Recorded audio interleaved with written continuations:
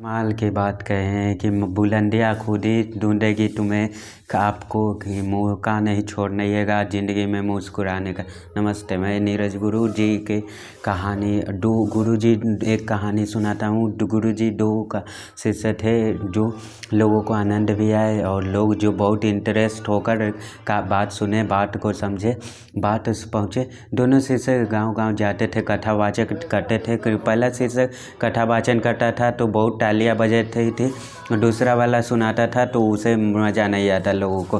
भैया आपके बात में दम नहीं है, और जो दूसरे वाले बात नहीं, भैया का बात है वो उस गांव में जाते हैं, उस गांव में जाते हैं। प्रशंसा जो होती है पहली बारी को होते हैं, दूसरे वाले को बुरा होने लगा कि ऐसा क्या है जो उसे बहुत अच्छा से सिखा रहे हैं गुरु जी और मुझे नहीं, कि आप पक्षपात करते हैं। गुरु जी को जाके कहें अगर आप पक्षपात करते हो कैसे, तो हाँ, तो गुरु जी पहले वाली से जिन्हें तो बहुत सारी उनके कथा में तो तालियां ही तालियां जो बज रही है, लोग बड़ा आनंद लेकर सुन रहे हैं, बड़ा डिमांड आ रहा है, बड़ा प्रसन्न हो रहा है। मेरी कथा में कुछ नहीं होता, मेरे कथा से लोग कहते हैं कि भैया कुछ बोलिए, आप उसे बोलिए कि हद, ये तो हद हो जाएगी गुरुजी, मैं तो मुझे समझ नहीं आ रहा है कि पहले वाले को उतना क्यों सिखा रहे हैं, मुझे क्यों कम सिखा रहे हैं, ऐसा करने लगे। तो गुरुजी ने कहा कि बेटा एक कहानी सुनाता हूँ, सारी बात समझ में आ जाएगी। गुरुजी ने एक कहानी सुनाई कि सब व्यक्ति ने रेगिस्तान से निकलकर जा रहा था, थका हुआ था, बड़ी प्यास लगा हुआ था, उसे कुआं दिखाई दिया।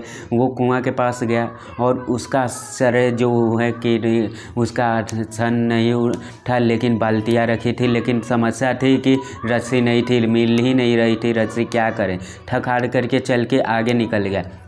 थोड़ी देर में दूसरा व्यक्ति उसी रेगिस्तान से आया, उसे भी बहुत प्यास लगी, वो भी देखता है कुआं है और एक बाल्टी है, कुएं के पास में पहुंचता है, बहुत खुश होकर के झांक करके देखता है कि अंदर पानी भी है, पास में देखता है तो बाल्टी भी है, लेकिन उसके लिए भी उसके वही समस्या कि वहाँ रस्सी नहीं थी, अब करे तो करे क्या। बहुत सोचता है, दूर दूर तक देखता है, उसे दूर एक पेड़ दिखाई देता है सुनसान से, जो माहौल था उसी में सूखा सा पेड़।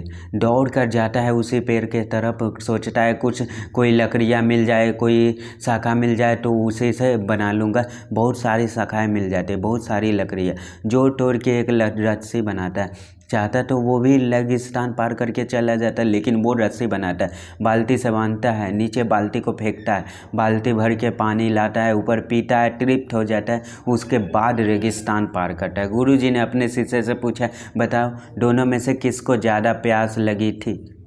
शिष्य ने कहा बहुत साधारण सा उत्तर है, और सही उत्तर है कि दूसरे बार, तभी तो उसने रास्ता निकाल लिया। गुरुजी ने कहा बस वही बात है, तुम दोनों में पहले बार को ज़्यादा ज्ञान की प्यास लगी है, वो सीखना चाहता है, वो बढ़ना चाहता है, श्रवण करता है, मनन करता है, चिंतन करता है, फिर जाकर वो कथा वचन करता है। तुम मेरे सामने बैठते हो लेकिन वहाँ होते नहीं हो, तुम्हारा मन जो है इधर उधर हिलन की तरह छलांग मार रहा था।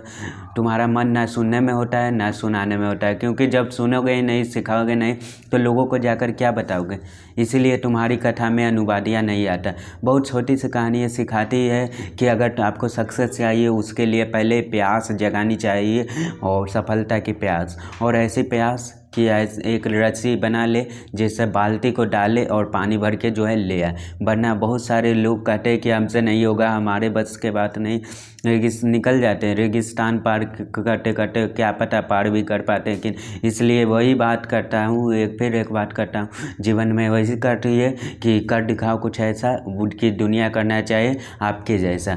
आपको ऐसा ही अंग्रेजी किताब पढ़ने के शौकीन हो तो आप देख सकते हैं मेरी वेबसाइट को, आप लोग चैनल को आप लोग सब्सक्राइब कर लीजिएगा। मिलते हैं किसी नेक्स्ट वीडियो में। अगर आप पढ़ने और बोलने के कला को सीखना चाहते हैं, अगर आप पब्लिक बनना चाहते हैं तो थैंक यू।